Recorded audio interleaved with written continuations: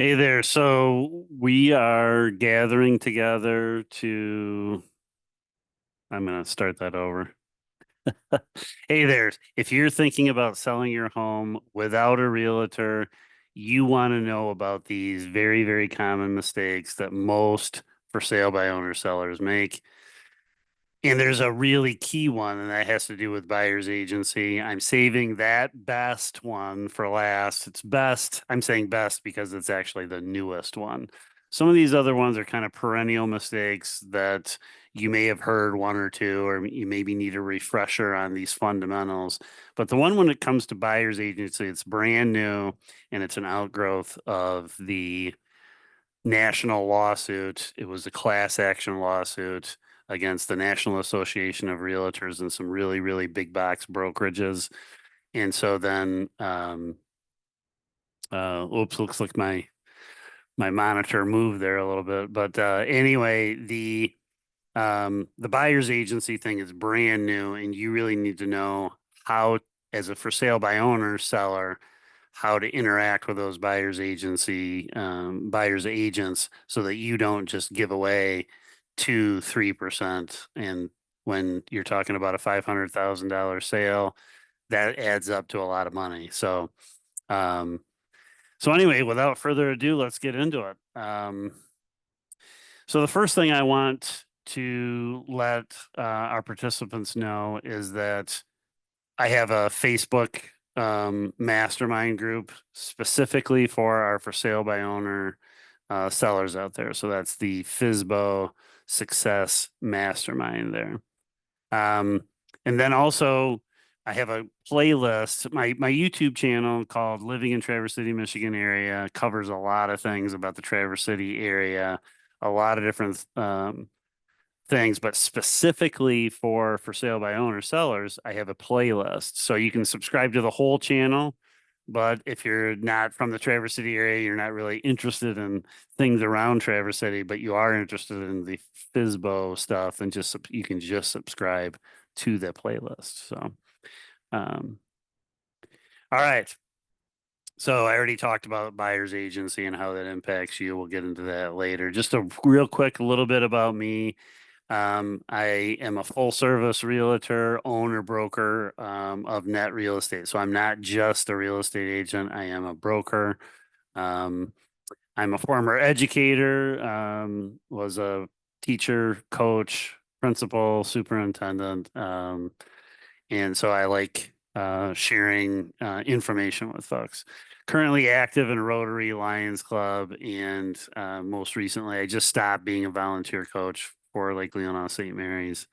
I am kind of a basketball guy. You might be able to pick up barely. Like the camera just moved, but you might be able to pick up my basketball in the background.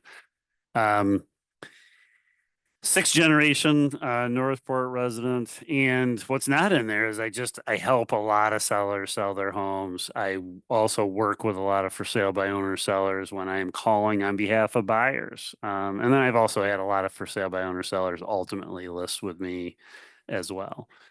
All right, core values. I just want to let you know that I grew up in scouting. I am an Eagle Scout, so I take those, the life of a scout really seriously. And the biggest motto in scouting as a Boy Scout is to be prepared. And that's what this is really all about. Getting you prepared to sell your home. There is a lot of preparation. And there can be a lot of different feelings that folks have when they get ready to sell their home.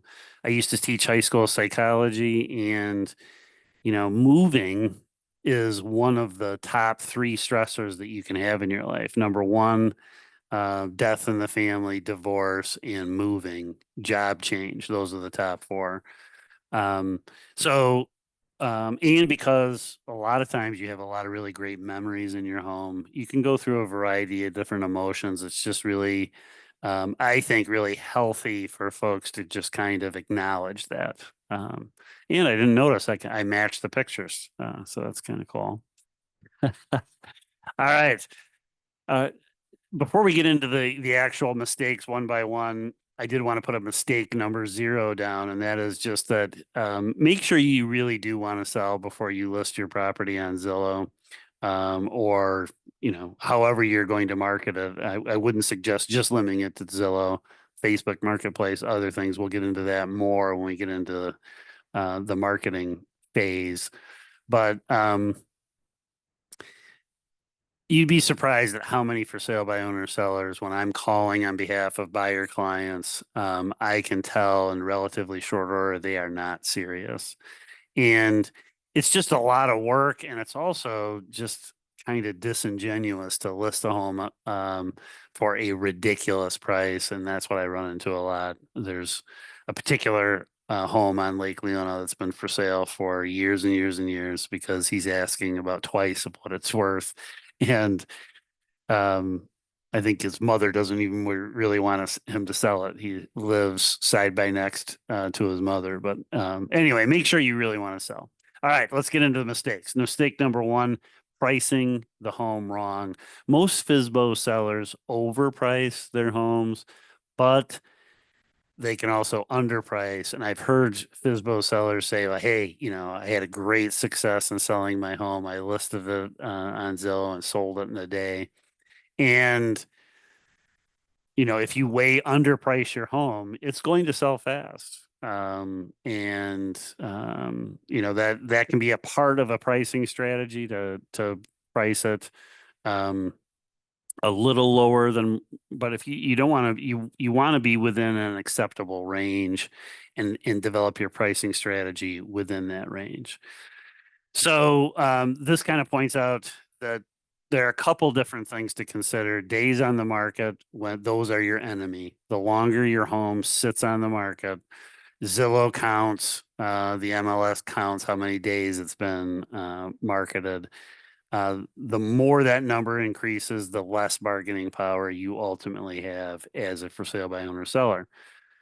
Alternatively, you as a for sale by owner seller trying to sell your home yourself, probably a little bit of that has to do with not only trying to save the commission and all of that, but also kind of wondering, does the real estate agent have your best interest in mind? And according to this book, Freakonomics by Stephen Lovett and Stephen Dubner, you are correct in having that suspicion because it says in there that real estate agents, when selling their own home, they kept it on the market a little bit longer and sold it for more than when they were selling their own clients' homes. So that's another thing that you are, I think, justified in feeling like, hey, I want to make sure no one's going to look out for your interests more than you, right? So if you do ultimately list with an agent, that's why it's important to get one that you really, really trust and that you know is going to have your self-interest in mind and not just be looking to make a quick sale so they can move on to the next thing.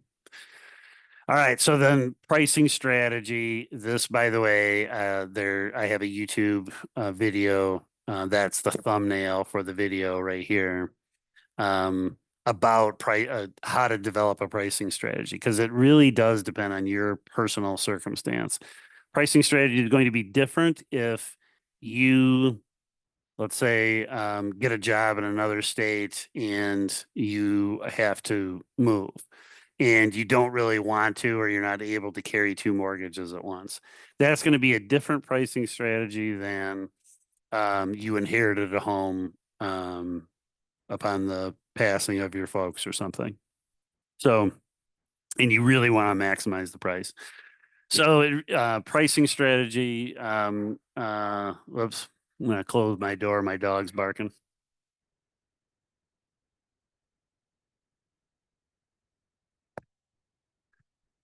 All right. So what you also want to do is obviously research comparable sales, comps as we call them in the industry. You could consider a professional appraisal, but make sure that you are in a stable market if you're going to rely on the results of an appraisal. Quick story with that is I had a client call me and say she was really, really interested in purchasing a lot on Little Travers Lake. That was for sale by owner seller, didn't want agents involved. She was just asking my advice. She says, "Hey, there were two lots. My client was looking to buy one of the two. The sale price was $250,000, and my client asked me what I thought of that, and I said, snap it up immediately, get buy it, and that's a great deal." Well, ultimately, what ended up happening was in the 11th hour, this seller's sister stepped in and said, "Nope, we're going to take it to the market with an agent." And oh, I left out that they had had an appraisal done, and the appraiser said that it was $250,000 each. So two lots for a total of 500,000. That's what an appraiser told them, professional appraiser. Um, they put it on the market and both ultimately went for just over $900,000. So that appraiser was $400,000 off. So that doesn't happen very often. That's a really extreme example. And that was an example where the appraiser, the market was, this was right after COVID when the market was going crazy. And he was looking at past sales that were 6 months, or longer ago, and the market had changed drastically during that time. So you want to be careful about that. And you want to be strategic with pricing depending on your personal circumstance. Okay. Then the other thing is I get a lot of when's the best time to sell? People are thinking, is it better to sell in the spring, summer, fall? Do I dare sell in the winter? The key here really is a hole in the market. In other words, what is your competition? Rather than, you know, is it what season? The best time really is when there's very, very little competition for your particular property. So not a lot of like properties for sale. I put a waterfront home on the market in February, and we had great success with the sale of that because a lot of buyers had missed out in the fall. We hit before all the normal spring showings came up. We were first in February and went under contract full price very quickly. So, and my sellers were very happy with that. So think about that.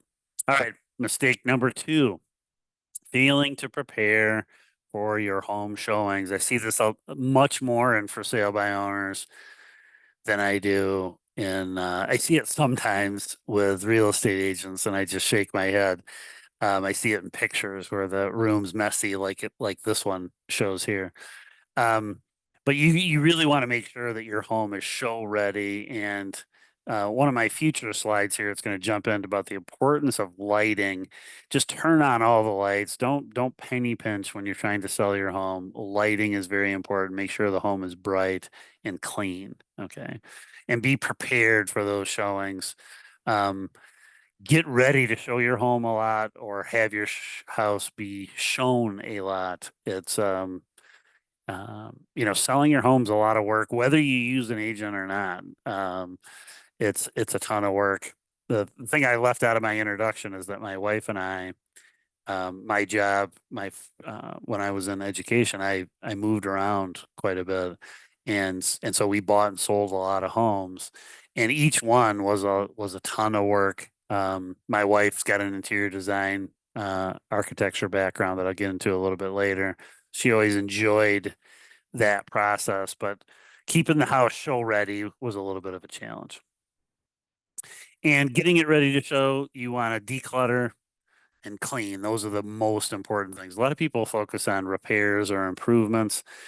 I usually talk through my clients on a case by case basis. Obviously, if something's glaring, if there's chips painting on the front door, let's say, or in this case, this is a picture of my son Sawyer right here. He's a professional house painter. There was one particular area in one of my listings that was the kids like jumped up and hit the ceiling, and so it was all stained. And he just came in, did a quick paint job in that one particular area, made it look uh, much, much different. So focus on, you don't want to really make many improvements. Repairing broken things is pretty important. But you definitely want to declutter, subtract, You'll hear a lot of people say that you should take down all the personal photographs. I'd say, it depends on how many you have. But you really do want to um, have it be a little more depersonalized than it normally is, so that you want a buyer to be able to see themselves in the home and not feel like they're tiptoeing around in someone else's house. You want them to feel like this could be their house and they could see them in it. And the deep cleaning kind of goes without saying.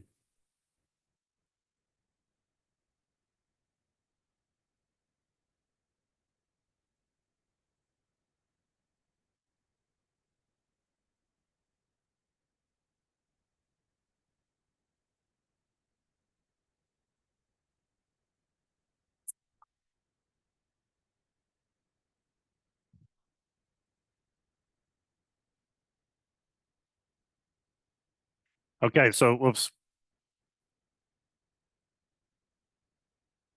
Okay. Gotta make him be quiet. But those two slides were staging your home and lighting. And that guy's kind of a social media influencer. He owns a bunch of apartment buildings, so he's talking about renting, but the principle remains the same, that lights, I can't tell you how many times I've gotten feedback from other agents saying the house just seemed dark, because um, my seller didn't want to have the lights turned on, or they were very conscious, um, or my buyers, when I'm showing my buyers through, what I typically try to do as a buyer's agent is I show up, and if the lights are all off, I go around the house, turn them all on before they're showing, and then I go back through and turn them all off when we're done. But if you, as a for sale by owner seller, you really want to just have your house be bright. Okay. If it's clean, there's no reason to not have it really lit up and bright. And then staging your home was the other thing that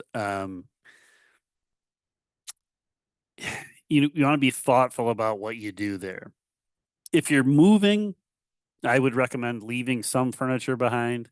It's good, my wife having, and by the way, this slide is about her. She's got that this picture right here is we were married with child in college, and that's her finishing her interior design drawing with my oldest son, Samuel, sleeping.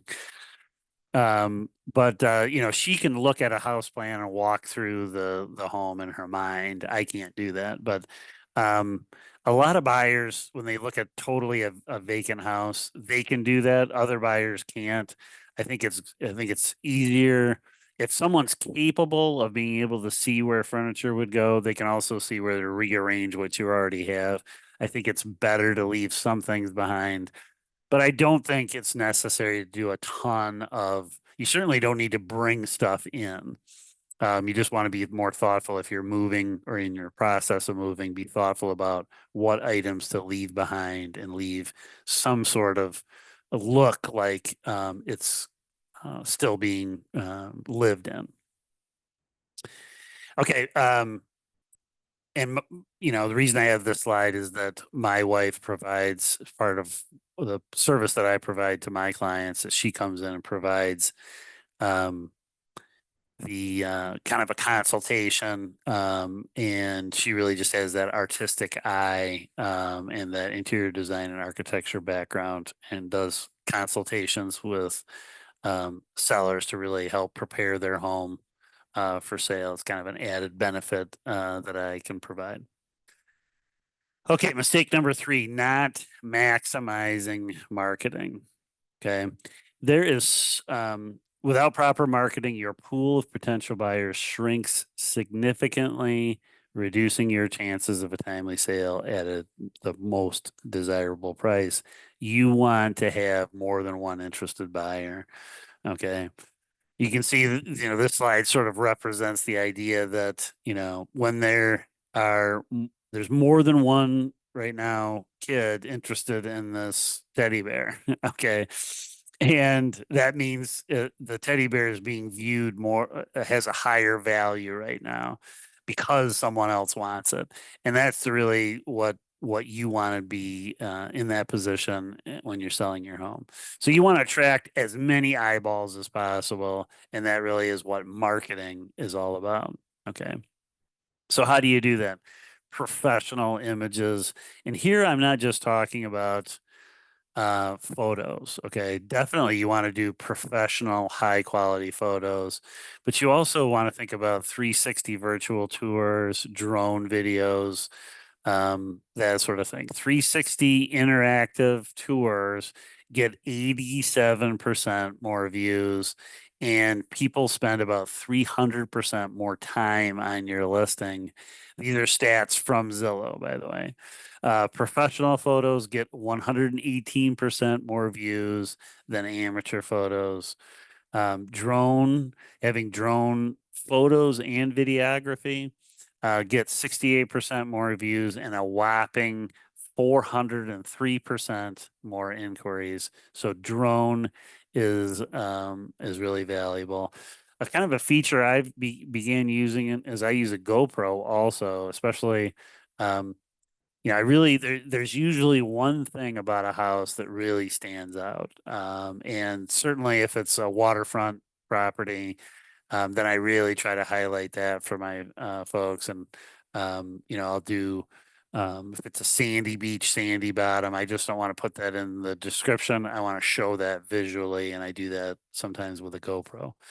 So this is something not to skimp on. I see a lot of for sale by owner sellers don't do a very good job with their photos.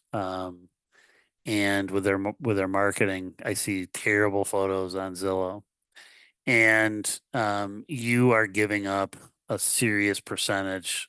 You're going to attract the wrong kind of buyer if you don't have great photos. You're going to attract the kind of buyer who's thinks he's getting a deal. You're going to attract the shark or the deal hunter who thinks he's dealing with an unsophisticated seller, and they're gonna want a discount. Okay. Then you want to obviously do a really nice listing description, highlight the aspects of the property. You have to be careful with this a little bit, making sure that you're not violating Fair Housing Act laws. There's some nuances around that. I've shot a separate video that you should check out to raise your awareness about violating Fair Housing Act laws. There's a lot of legalistic things. In fact, when I advertise for this webinar, Facebook and Google put some restrictions because it's housing related and that has to do with the Fair Housing Act laws. Okay. For example, you're really not supposed to say it's a short walk to downtown because that could be interpreted um, as language that's not conducive to people with disabilities. Somebody in a wheelchair, it's not a short walk for them, right? So you want to say a short distance to downtown. Great for family gatherings. You're not really supposed to say that versus saying something like great for entertaining. So there's some, things to consider. You definitely want to highlight the very positive things. One of the things I often do when I'm preparing um, when I'm working with a seller and they're using me as their agent, I'll ask them to write what they love about the house. And that makes its way into my narrative that I'm creating, that compelling listing description. Okay, you want to utilize social media. You um, may want to consider advertising on social media as well. But you definitely want to enlist your friends and have them share it. Get as many shares on Facebook and Instagram as you possibly can. Use your personal network. You may want to consider targeting ads. You want to think about, um, you know, I um, I had a client and we really, really wanted to target. We knew at that time there was quite a influx of interest at that time from Chicago and even Los Angeles, and we really targeted people in that. And that video got 21,000 views, so we really got a lot of eyeballs on that waterfront listing, and that's the one that we ultimately sold in February there. you're definitely going to want to make sure that it gets listed on major platforms. If you're listing it on Zillow, sometimes you can't, if you, this is more of a hybrid. You can't really get on some of these without listing it on the MLS. And that's where you could work with a flat fee MLS listing service provider to reach more buyers agents out there. Um, but Zillow, gets good traffic, so there's nothing wrong with advertising on Zillow. But you know, I can't understate it enough the importance of getting as many. I think um, when I list for my clients, the MLS is a very, very powerful tool, and it does 80% of the work of the marketing work for me as an agent. However, that remaining 20% can be really, really important. And all we have to do is have one additional buyer. Whoops, zoomed in. I gotta learn my hand signals on this thing.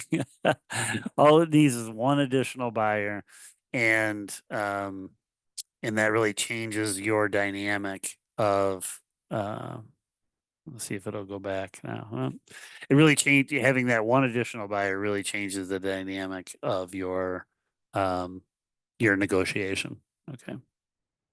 Um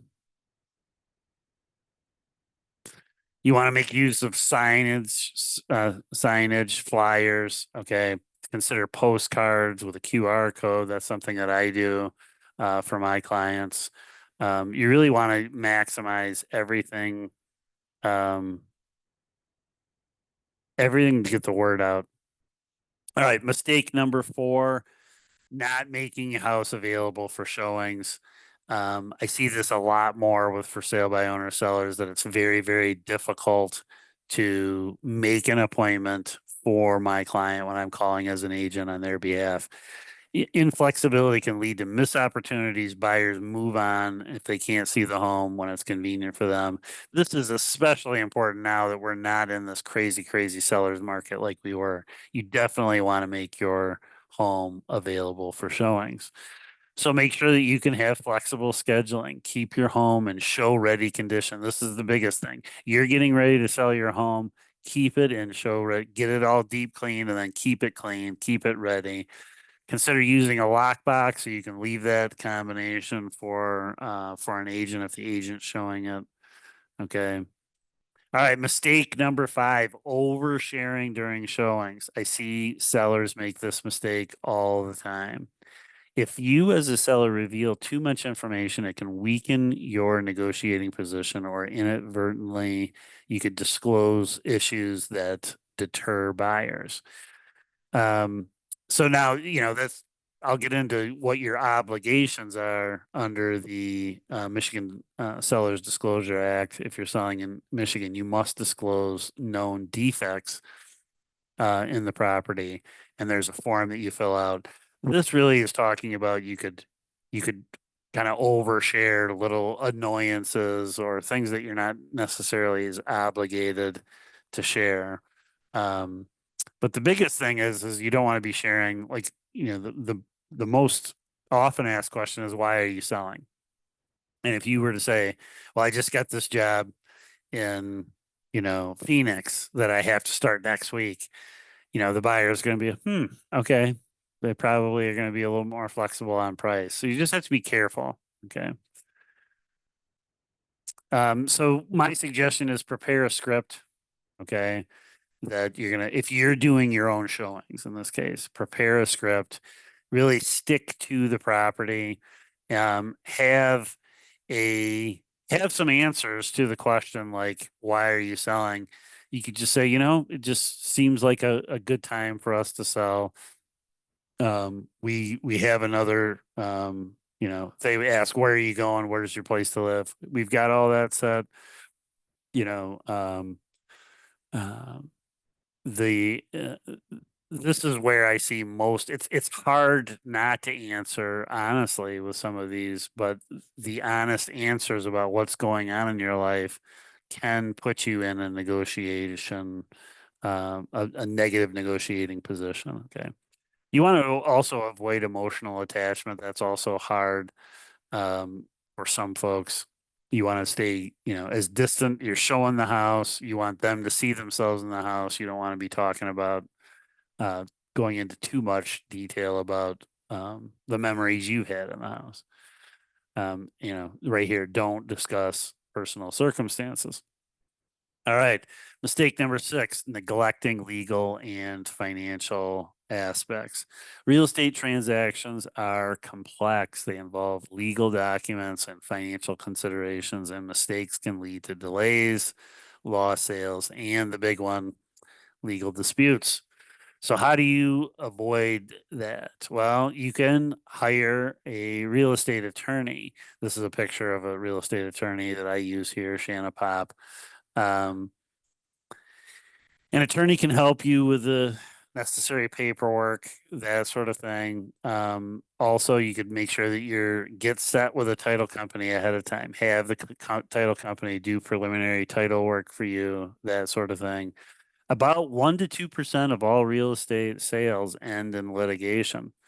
So simple, straightforward cases cost $5,000 to $15,000, and more complicated cases can be, 10 to 30,000, and can escalate very, very quickly. Okay, so you want to avoid these mistakes if you can. Okay. Um,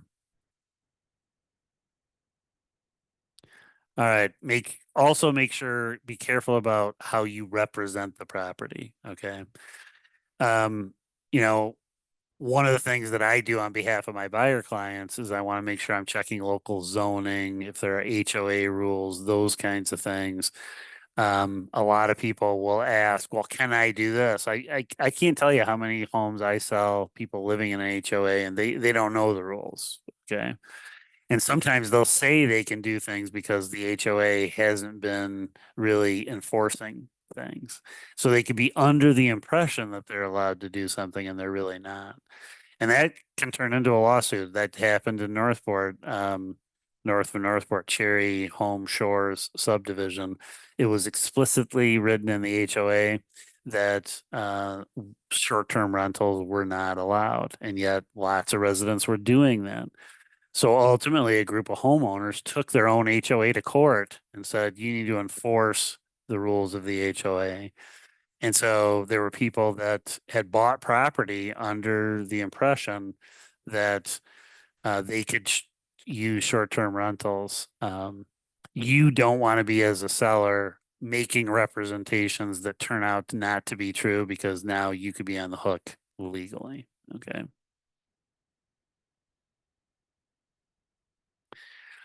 Okay. So as far as the disclosure requirements, this right here, I've shot a video on the Michigan Disclosure Act, and what that disclosure statement looks like. You are required, whether you're selling a home for sale by owner seller or using an agent, every seller is required to fill out a seller's disclosure statement and share that with any prospective buyer. You need to do that. Okay.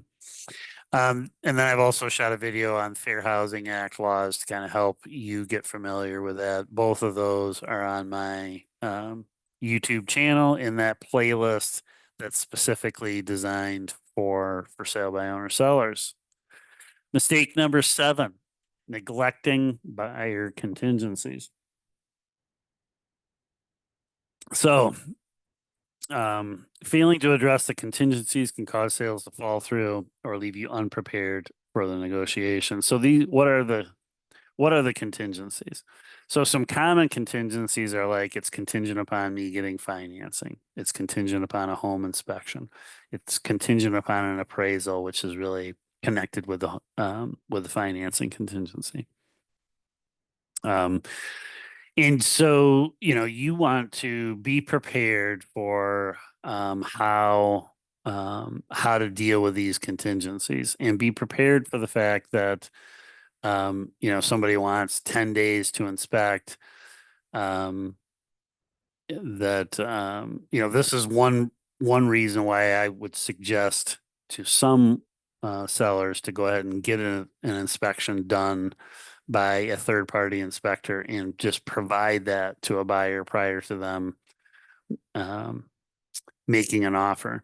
I actually did that with recommended that strategy to my brother when I helped sell his home. We got a home inspection. We had two interested buyers who were actually three interested buyers, ultimately ended up being two that bid against one another. And we gave them both the home inspection and said, now make an offer that's not contingent upon a home inspection. A lot of buyers will use that home inspection for a second bite at the negotiation apple. They'll use that to reopen negotiations. So you want to try to keep that timeline tight if you're going to allow them to do an inspection. If you're going to, you don't have to grant an inspection contingency. But a way to get ahead of that is just to do your own. Okay. Um, um, Okay, right here, prepare for post-inspection renegotiation. I mentioned that they're going to use the results of the inspection a lot of times to try to get another chunk off. Okay. Um, all right. Mistake number 8, being underprepared for negotiations. If you're not prepared for negotiation, that can lead to accepting unfavorable terms, losing potential buyers, and most importantly, leaving a lot of money on the table. So, how to avoid it? Know your bottom line. And by the way, I've shot a whole separate video on negotiations. It's in the for sale by owner seller playlist. Know your bottom line, research negotiation tactics, and be prepared to walk away. There's nothing more powerful than being prepared to walk away. And it's a lot easier to walk away if you know your bottom line. Okay. And if they haven't met the bottom line, you know that you have to meet a certain amount, then it's easier to walk away. Okay. Um, Confidence is key in negotiations. Okay. Mistake number 9, ignoring the costs of selling. Overlooking the expenses and tax implications can eat into your profits and leave you unprepared financially. So you're avoiding a commission by doing a real estate commission to a real estate agent if you're selling for sale by owner seller. But there are lots of other expenses involved with selling your home. And so you need to know what those are, what to expect.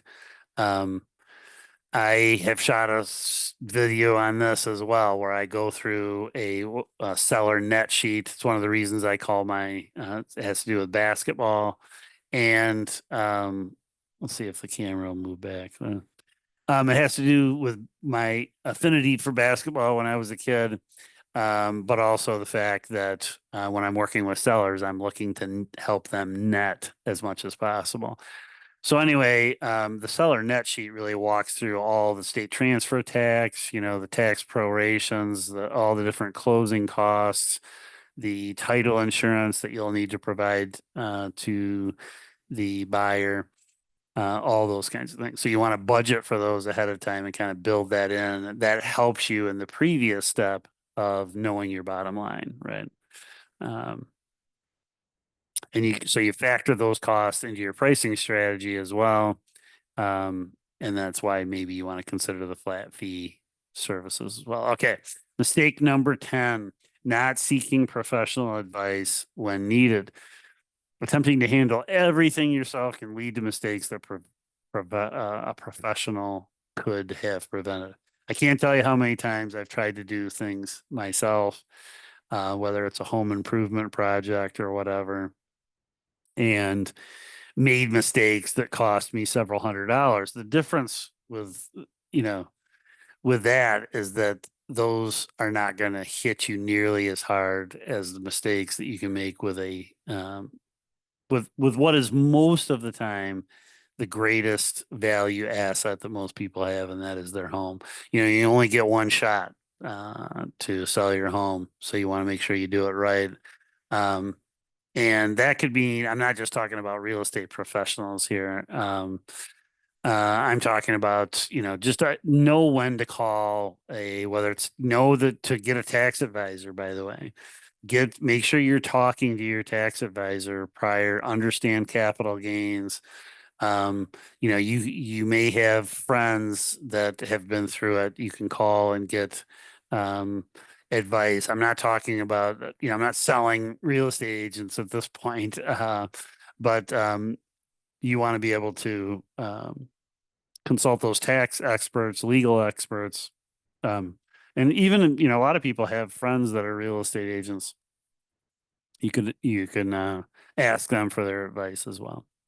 Okay, final thoughts, balancing the do it yourself with professional support. Just to find balance there. Certainly, it's something, this is, by the way, buyer's agency things coming up here. So I'm still going to get to that. But yeah, there's a balance, I think, that you need to think about trying to strike between doing it yourself and a professional, and what that would really cost and the benefit that you'd get from that. So think about the pros and cons. Okay. Um, and here, by the way, you can consider hybrid approaches like that flat fee MLS. You can go to some discount brokers. Um, I just um, I'm not necessarily recommending that. I just worked with a buyer who bought a home from a seller who was represented by a discount broker, and we got one heck of a deal on that home. That discount broker, all he did was list it on the MLS. That's it. Um, and that home went, I think, for about 15% below what it would have otherwise gotten had it been marketed properly. But um, but that is a solution for some people. You can also you don't have to use an agent, for example, to get those high quality photos, drone. That's something you can find lots. There are lots of different uh, agencies or businesses out there that do those that agents use. My wife does some photography. I've got a Giraffe 360. It does the 3D virtual tours, but there are lots of times where I'll use, and I am actually my own drone operator. But depending on the listing, I also have a network of people that I'll bring in to do drone and professional photography. So that's where that speaks to that a la carte service. Or if you need a particular thing, that's where a handyman can come in, or a professional painter to do painting versus trying to do it yourself. You have to be the judge of how good of a painter you are. Okay, so those are the 10 mistakes. Now let's get to um, buyer's agency. Okay, the bonus. Okay, how buyer's agency, the changes in buyer's agency have absolutely changed the game for sellers. Every buyer represented by a buyer's agent must have a buyer agreement in place with that agent that determines how their agent will be paid. Okay, so this is a new rule that came out of this nationwide lawsuit. A lot of drama, but then the rules for realtors now. So if you're contacted by a buyer's agent and they're representing a buyer, they have already sat down with that buyer and agreed with their buyer how much they will be compensated when they successfully help their client buy a house. And so they're going to be calling you and asking you, are you offering a buyer's agent commission? Right. The thing is that most for sale by owner sellers say, yeah, I'm offering 2.5% or I'm offering 3%. The thing is that you don't know what they've already agreed to. So that's the key here. So let me repeat now, buyer's agents have already agreed upon a compensation from their buyer. Now, often they'll say, I'll do it for 2.5%, and we're going to ask the seller to pay that 2.5%. Okay. But you don't know what's in there. They may have agreed to do it for 1%. And then if if the buyer's agent calls you and says, "Are you offering a buyer's agent commission?" You say, "Yeah, I'm offering 3%." They're like, "Oh, great.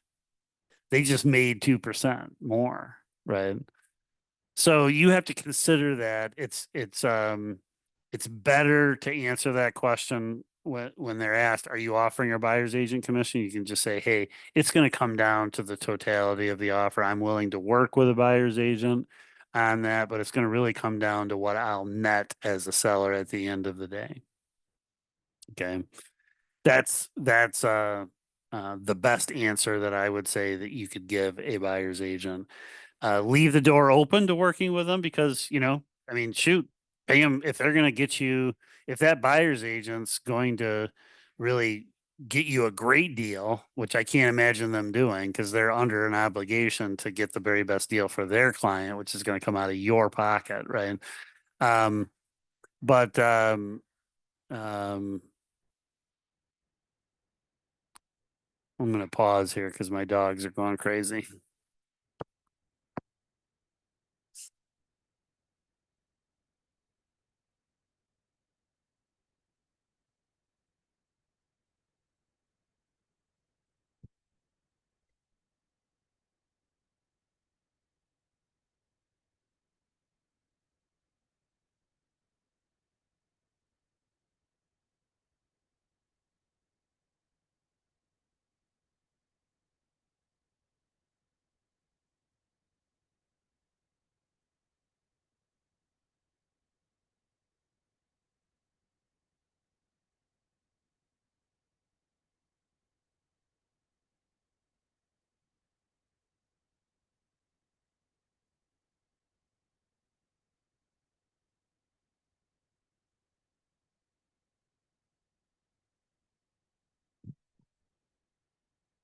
Yeah, we'll have to edit that out. My dog's crazy there, but buyer's agents have already agreed upon a compensation. So you don't want to just get ahead of that. Okay. You think about this strategically and don't show all your cards. Okay.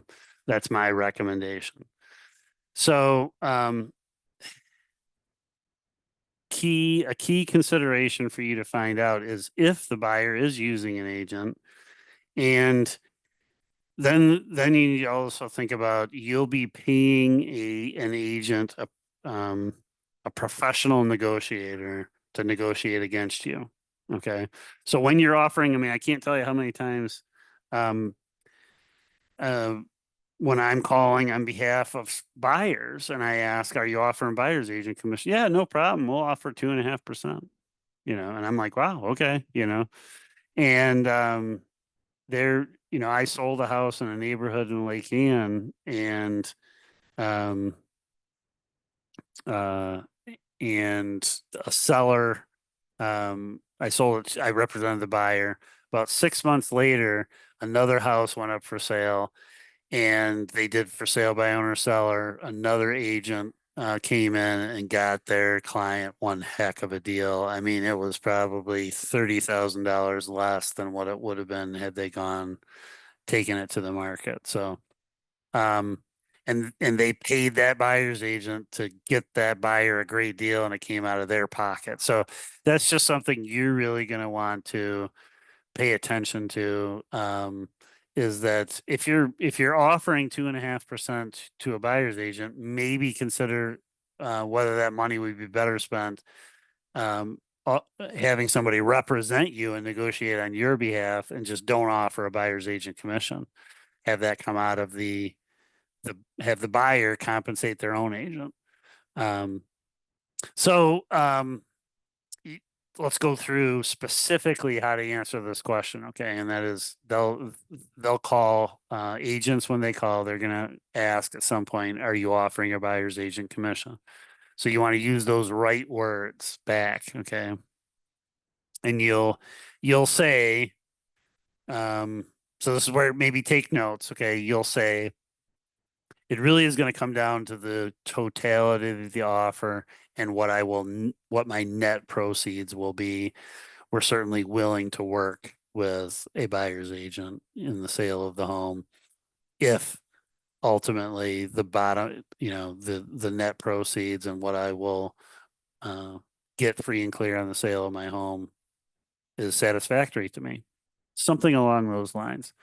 Now, what can happen is, some buyers agents are still learning. Uh, they're not.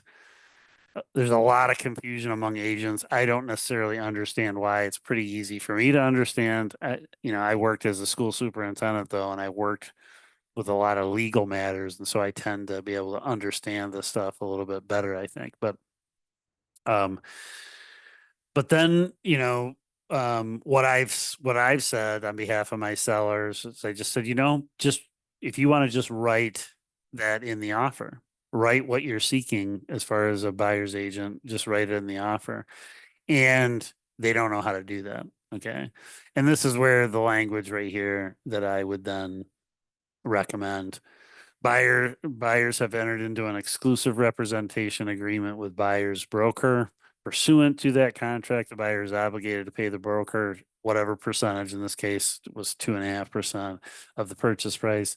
Seller shall pay the buyer's monetary obligations of the exclusive buyer representation agreement and pay the full 2.5% due as part of the specific transaction.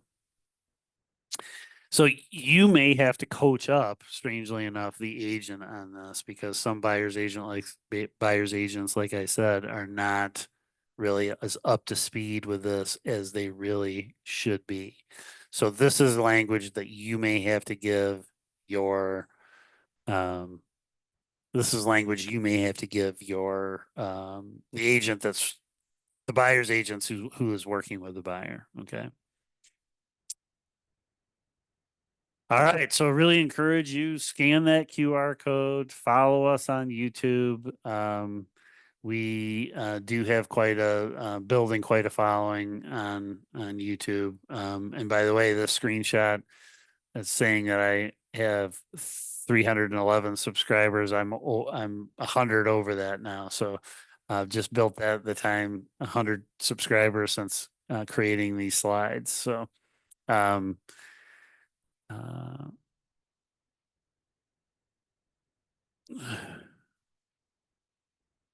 Um, also, it's available to you for those folks that go through the webinar. You can book a one-on-one consultation with me. Sometimes we're gonna do there will be a Q&A at the end of the live webinar if you're watching this live. Um, I will. Oh, hi, Cha. You're back. Um, if you're watching this live, we'll do a live Q&A. I probably won't include that on the recording, but uh, if you want to book a free one-on-one consultation with me, I'll have that in the link in the description as well.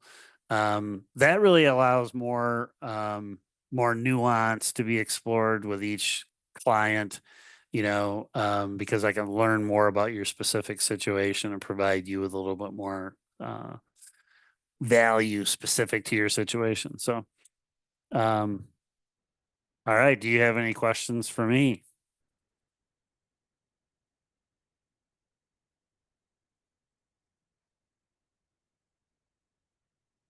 All right, that's it. Okay. I just turned off my. I'll stop recording first. Okay.